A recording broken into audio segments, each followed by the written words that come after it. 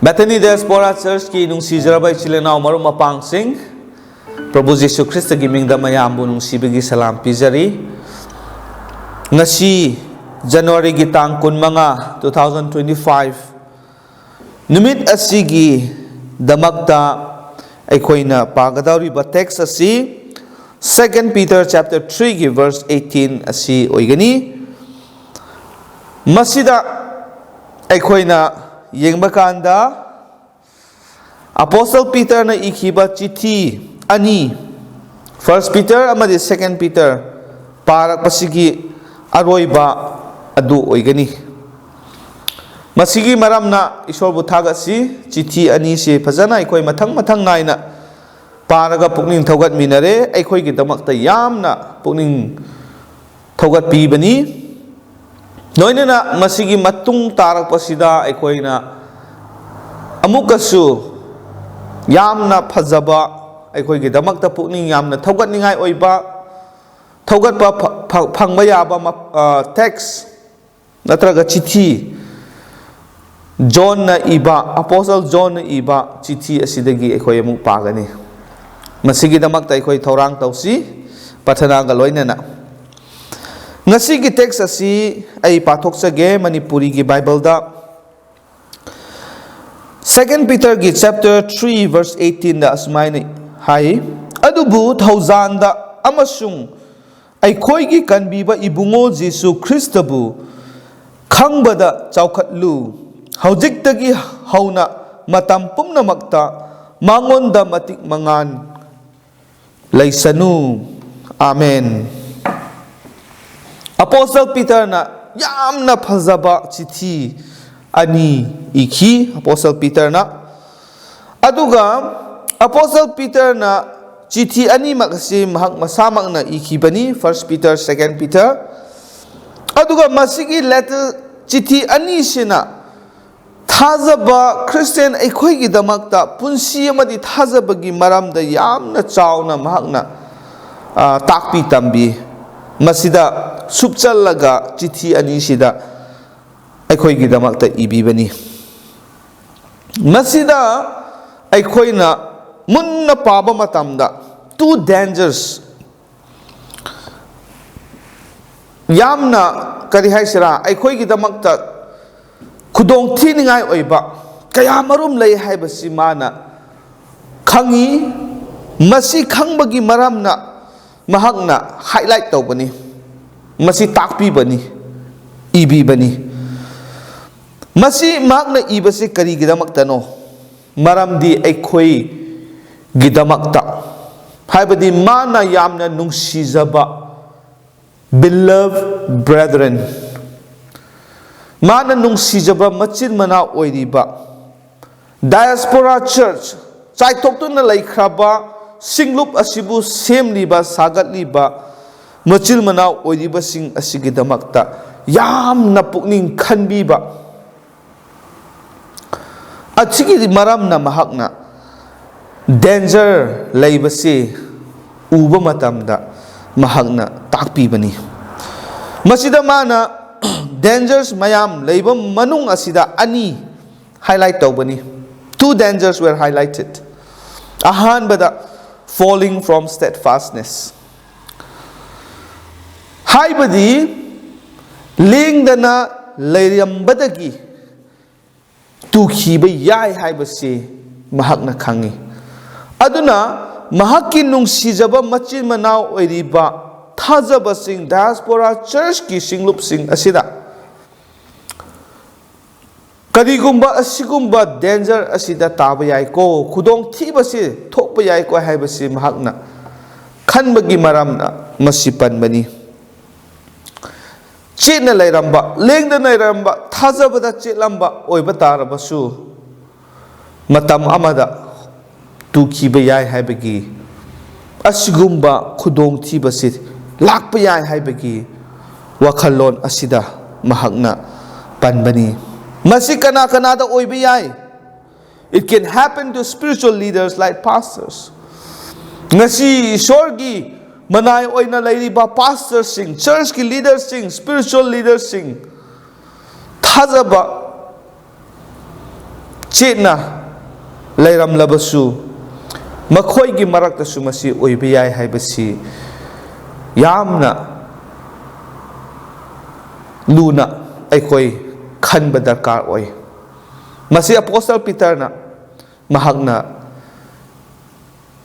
ꯈꯪꯕꯒꯤ ꯃꯔꯝꯅ ꯃꯁꯤ ꯇꯥꯛꯄꯤꯕꯅꯤ ꯍꯥꯏꯕꯤꯕꯅꯤ ꯑꯗꯨꯅ ꯉꯁꯤꯒꯤ ꯄꯥꯁꯇꯔꯁꯤꯡ ꯁ꯭ꯄꯤꯔꯤꯆꯨꯋꯦꯜ ꯂꯤꯗꯔꯁ ꯑꯣꯏꯔꯤꯕ ꯑꯩꯈꯣꯏꯁꯨ ꯆꯦꯛꯁꯤꯟꯕ ꯗꯔꯀꯥꯔ ꯑꯣꯏ ꯑꯩꯈꯣꯏꯗꯤ ꯁꯨꯛꯇꯨ ꯇꯨꯔꯔꯣꯏ ꯑꯩꯈꯣꯏꯗꯤ ꯂꯦꯡꯗꯅ ꯂꯩꯔꯅꯤ ꯍꯥꯏꯕ ꯀꯅꯥꯅꯁꯨ ꯉꯝꯗꯦ ꯑꯗꯨꯅ ꯃꯁꯤ ꯌꯥꯝꯅ ꯁꯤꯔꯤꯌꯁ ꯑꯣꯏ also it can happen to all who may appear to be steadfast ngasi thajabagi marakta khwaidagi thajaba kanba lengdana leiba ama oina uribasing gi marakta su tuba yai haibase aikhoina ningsinggadabani karigidamakta maramdi phattaba aranba kaya ama lakani chumdaba takpiba kaya tholakani makhoi aduna makhoi lengdana leiramba thajaraga leiramba mising adu chumdaba lambida seranaba lambida chingkhiba pukhiba yai haibasi leibani ichilenau sing we can be influenced by people ꯑꯩꯈꯣꯏꯅ ꯑꯇꯣꯞꯄꯁꯤꯡ ꯑꯇꯣꯞꯄ ꯃꯤꯁꯤꯡ ꯌꯦꯡꯕ ꯃꯇꯝꯗ ꯃꯈꯣꯏꯗ ꯑꯣꯏꯔꯤꯕ ꯊꯣꯛꯂꯤꯕ ꯇꯧꯔꯤꯕꯁꯤꯡ ꯑꯁꯤ ꯎꯕ ꯀꯥꯟꯗ ꯃꯗꯨꯅ ꯑꯩꯈꯣꯏꯕꯨ ꯏꯟꯐ꯭ꯂꯨꯌꯦꯟꯁ ꯇꯧꯕ ꯌꯥꯏ ꯑꯩꯈꯣꯏꯕꯨ ꯄꯨꯈꯤꯕ ꯌꯥꯏ ꯑꯗꯨꯒ we may be affected by the world ꯄ꯭ꯔꯤꯊꯤꯕꯤꯒꯤ ꯂꯩꯔꯤꯕ ꯆꯠꯊꯔꯤꯕ ꯑꯣꯏꯔꯤꯕ ꯀꯌꯥ ꯑꯁꯤꯅꯁꯨ ꯑꯩꯈꯣꯏ ꯆꯨꯝꯗꯕ ꯑꯔꯥꯟꯕ ꯂꯝꯕꯤꯗ ꯄꯨꯈꯤꯕ ꯌꯥꯕꯅꯤ ꯏꯆꯤꯜ-ꯏꯅꯥꯎꯁꯤꯡ ꯃꯁꯤꯅ ꯑꯩꯈꯣꯏꯗ ꯁꯣꯛꯂꯛꯄ ꯌꯥꯏ we can be led astray by subtle sin haibadi chumba manba masidi pap oiroida masidi taurasu kaideda haibagumba kaya asina aikhoida papta tahalaga aikoi lengdana leiramba adudagi tukhiba yabani aduna isil-inausing masi yengba kanda spiritual leaders oiriba thawai luchingba sing amadi lengdana leiraga thajana leiba mi sing aikoi mayam su cheksinba darkar oi aduga singlup ki mi khudingma aikoi cheksinba mathau tai masigi danger asi thokpa yai aduna masigi danger asida aikoi tudanaba tadanaba aikoi hotnaba mathau tabani physical growth mioibagi punsi yengba kanda hakchanggi chaokhatpasi aikoina ui a baby will grow up naturally angang macha pogliba pikliba angang adu tapna masana adum chaurakani aduga mioibagi punsi sida stages tongan na laye infancy pokpada ngairiba angang macha aduga toddlers khong thangba horakpa chatpa horakpa aduga childhood angang gi punsi teenage years habdi chahi tara humdoidagi tara mapan phawbagi manunggi oiba punsi aduga adulthood mapung phaba punsi asumaina growth ase mathang physical aikoi hakchanggi oibasi uba phangi spiritual growth ta aikoi na yengba kanda karamaina aikoi thawaida chaukhatkani karamaina hakchang da aikoi na chaukhatpano aduga chamanana thawaida su karamaina aikoi chaukhatkani haibasi yengba kanda ichirinau sing kari darkar lei haibasi aikoi na thigadabani ahanbada Matthew chapter 5 asi paba matamda the beatitudes Jisu Kristna sang na takpiba Jisu gi wahai sing Jisu gi takpiba sing asi aikoi na yengba kanda masida aikoi karam haina laigani akhoi karamai na hingani akhoi karamai na chaukhat kani haibasi masida uba phange masida akhoi karamai na akhoi chena lengdana ngasai gi khudong thiba yaba aduda gi nanthokpa ngamgani haibasi akhoi na khangani maramdi karigino the beatitudes Jesu gi pautak asina akhoi da kari takpi haiba kanda akhoi chaukhatpa mathau tai thawai da akhoi chaukhatpa mathau tai haibasi khanghalle adumak pu thawai da chaukhatpa si laidabani masi yamna lubani aduna ishor gi thaujal asi akhoi phangnangai thiba tabani ishor gi thaujal asi phanglaga akhoi na thabakta oina pangthokpa matamda akhoi gi damakta spiritual growth asi laihangani aduna Christian khudingmak thajaba khudingmakna Matthew chapter 5 akhoi paba darkar oi Matthew chapter 5 6 7 akhoi khanggadabani Jesu gi pautak ni masi akhoi paraga masina kari takpi banu haibado thiraga khanglaga madu akhoi na thabakta pangthokpa matamda akhoi da thawai da chaukhatpadu laigani ani subada knowledge of the Lord Jesus Christ Jesu gi maramda magi pautak sing khangba khakta natana Jesu gi maramda su akhoi madugi knowledge asi yam darkar oi Jesu kannano aduga Jesu gi maramda kari karino haibasi akhoi khangba mathau tai masi thiba tai aduni Apostle Peter na masida haibasi adubu Thoujalda ngasai gi grace akhoi grace phangnaba hotna gadabani loinana grace da Thoujalda akhoi chaukhatpa khakta natana ibungo Jesu Christa khangbada chaukhatlu haibani Jesu Christa gi maram akhoi khanggadabani isai iba nupana more about Jesus Jesu gi maram khangningi hena khangningi haibado madu akhoi mayam gi isai oihangadabani madu akhoi mayam gi wakhallon oihangadabani Jesu gi maram hena khangnaba Christian khudingmakna honagadabani ichilenau sing maru oina ngasi message asibu tariba diaspora singluk akhoi masi kanna wakhan tausi Peter choose to highlight this Peter na masi akhoi da takpi bani uhan bani knowledge is vital for spiritual growth akhoi gi thawai asi chaukhat sunu haiba taragadi knowledge asi yamna darkar oi masigi maramda Apostle Peter na 2 Peter chapter 1 da ibani Jesu gi maramda khangba knowledge asi yamna darkar oi akhoi gi thawai da khang hena kankhat pangam ningai haibasi mahakna takpi bani isilinau sing aduna akhoi ngasi Christian singi marakta yengba matamda ai Christian oirabasu chaukhat pangamdaba thawaida angang machagumna adum laiba karigino knowledge watpagi damaktani karigi knowledge karamba knowledge Jesu Christana takpi ba wahai sing Matthew chapter 5 6 7 maru aina beatitudes akhoi khanggadabani aduga Jesu kanano mayek singna khanggadabani Jesu gi maramda hena akhoi khangnaba hotnagadabani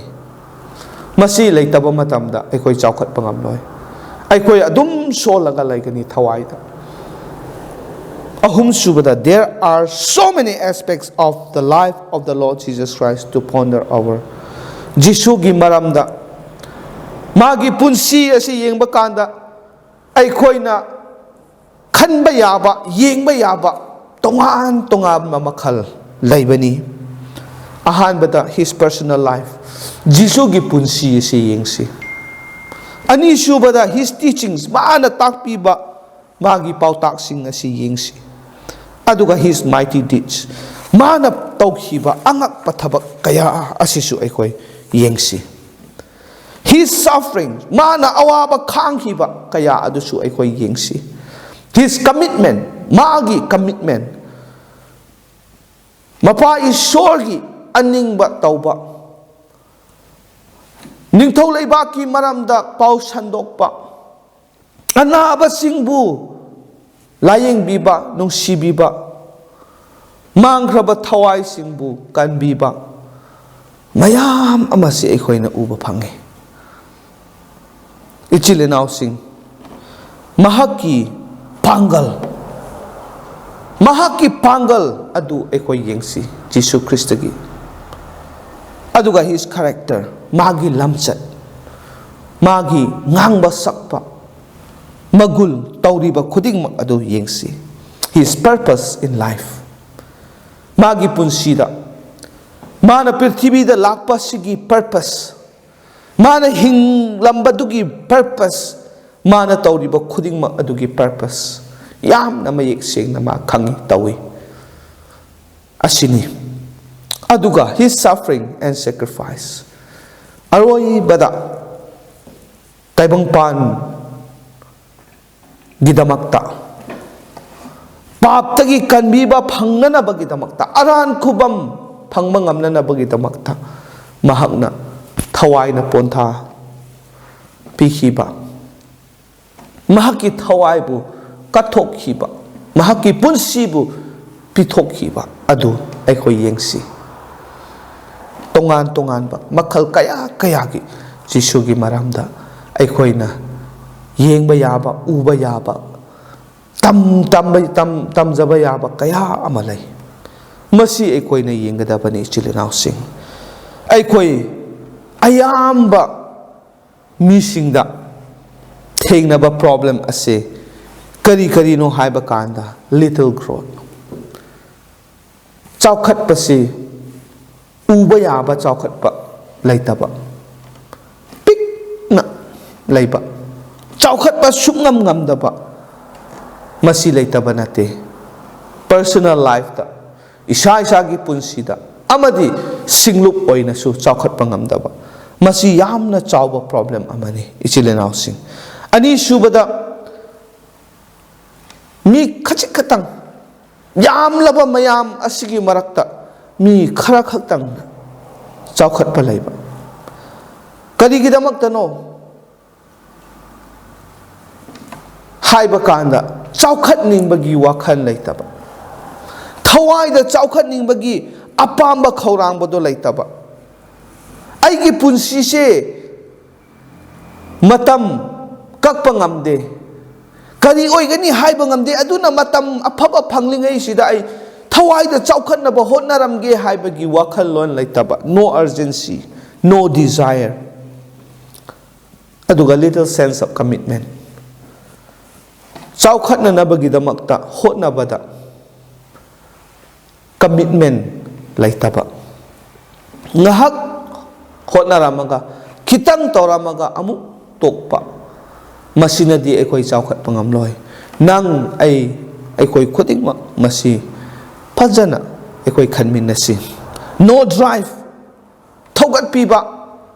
aduga manungda madugi insanba laitaba. Poor consistency. Zai haibado hauramlaga amuk tokpa. Adum hotnaba lepa laitana hotnaba adu aikoi watpani. Aduna chaokhatpa si thawaida yamna watli. Masigi chawraba problem ani si aikoi na uba phangmani chirinaw sing. Madunadi aikoi kari tawgani haibasi aikoi khuding makna khallaga aikoi masigi danger asida tadanaba amadi thawaigi chaokhatpa sida aikoi ngamnanaba mai onsallaga hotnaba mathau tai haibasi mayamda pukning thogat chaning baduni. Aroibada kari haye pumnamaki haujiktagi hauna matam pumnamakta mangonda matik mangan laisanu haibani. Giving glory to the Lord. Prabhu mahak ki matik magul ase matam khibik ta lai sunu haibani masina haibadi Prabhu bu thagat pa haibani ichili now sing aduna at the end of it all we must seek to give glory to the Lord ai na kuding magsigi matakta Prabhu gi matik mangal phongdok pa mahakpu thagat pa asi na thigadabani matam khibikta ishor bu thagat pangamba Prabhu mahakpu thagat pangamba Christian sing thajaba sing adu oiba ngamnaba hotnaba darkar oi chilinao sing loinana we owe everything to the Lord maramdi khuding mak ase Prabhu mahakna pibibani mahak yaudana mahak na bu pangbidana masi khuding mak si oiba ngamloi kari no example the our salvation ngasi nang aina aran ko bam phangliba ase Prabhu gi nungsiba adu yaudana Prabhu natana madu phangba ngamba nate aduna mahakpu thagat pa ase gi ithauni our strength ngasi na leiriba panggal ngasi na thazaba ama oina lepa ngamliba asigi panggal ase kanana pi Prabhu mahak na pi bani masigi damakta mahakpu thagat kadabani chilinao sing aduga our sustenance ngasi phawba hingliba chathariba su no mangamliba ishorbu ning mangamliba khoding ma ase thawai hakchang ani maki bor phangliba se Prabhu mahakna pibibani mahakna tawbibani aduna ichilinao sing na atay kaya ama hotnariba asigi mathakta khwaidagi maru aina mahakpu Prabhu mahakpu thagat pa haibase na tawgadaba mak ithau aduni haibasi mayamda thamjaningba aduni aduna ichilinao sing na masi loisalak pasida kari wakhan tawsira haiba kanda ahan bada we need to review what we have learned na tamlakhiba mayam asi ngasi ningsingsi amuk no hona na ningsinglaga khuding mak asi mathang naina amuk yenglaksi 1 Peter 2 Peter loire haina chatkhiba nataba amuk nauna ahobadagi review tawrakpa masi darkar oi aduga we need to remember what we have learned na tamjakraba khuding mak ado kawba yade chilinao sing madu khuding mak to ningsing si haibani ningsing gadabani ningsing na nabasu hotna gadabani na tamkiba lesson sing se loina adum kaw khargadi ngasi tamase mathangi hapta da kaw kharabadi kari kanagani aduna ningsing ba darkar oi aroi bata we need to be revitalized in our life and faith gi punsi da gi thazabada amuk nauna changsanba mai onsanba masida amuk tamkhraba khuding mak ase gi punsi gi thazabada hapchallaga mang chatlaga na hen mapung phaba Christian oiba ngamningai ngasai hairiba danger sing aduda tudaningai thawaida mapung phana chaokhatpa ngamnanaba masi darkar oibani chilinao sing kuding mak ase ngamhanbiba oisanu isorda tattana haizaraga hotnaminasi haibasi mayamda thamjaningbani isorna kuding makki mathakta bor pinabibo oisanu isorda haijasi thagatsari paisor nahaki thaujal mapan ngasi nahaki wahai asi paraga amuk hanna pukning thogatpa phangjare nahakpu thagatle gi punsi ipaisor tambangamde aduna matam khara hinglingai manung asida ꯊꯋꯥꯏꯗ ꯃꯄꯨꯡ ꯐꯥꯅ ꯆꯥꯎꯈꯠꯄ ꯉꯝꯕ ꯅꯆꯥꯁꯤꯡ ꯑꯣꯏꯍꯟꯕꯤꯌꯨ ꯃꯗꯨꯒꯤꯗꯃꯛꯇꯁꯨ ꯑꯩꯈꯣꯏ ꯍꯣꯠꯅꯕ ꯉꯝꯅꯅꯕ ꯄꯥꯡꯒꯜ ꯍꯥꯞꯄꯤꯌꯨ ꯑꯩꯈꯣꯏꯅ ꯇꯝꯖꯈ꯭ꯔꯕ ꯂꯦꯁꯟꯁ ꯃꯌꯥꯝ ꯑꯃ 1 Peter amadi 2 Peter asidagi nahakna pibikhraba khudingmak ase kaudana amuk ningsingba ngamnanaba ipaisor amuk hana ikoi mathang naina yenglakpa review tawpa ngamningai nahakna ikoi pu pangal pibiyo aduga lesson khudingmak ase tamjakhraba khudingmak ase ikoi gi thajaba amadi ikoi gi punsida hapsallaga thabakta pangthoklaga mapung phaba Christian oihanbiyo thagat sabani nahakna ikoi bu ngasi phawba nungsibiba loinabiba ngaksenbiba thawai bu kanbiba aran ku bamphanghanbiba aduga aikoi gi damakta awat pa khuding maksu nahakna pinabiba pangal pinabiba aikoi gi punsi ngasi phawba thambiba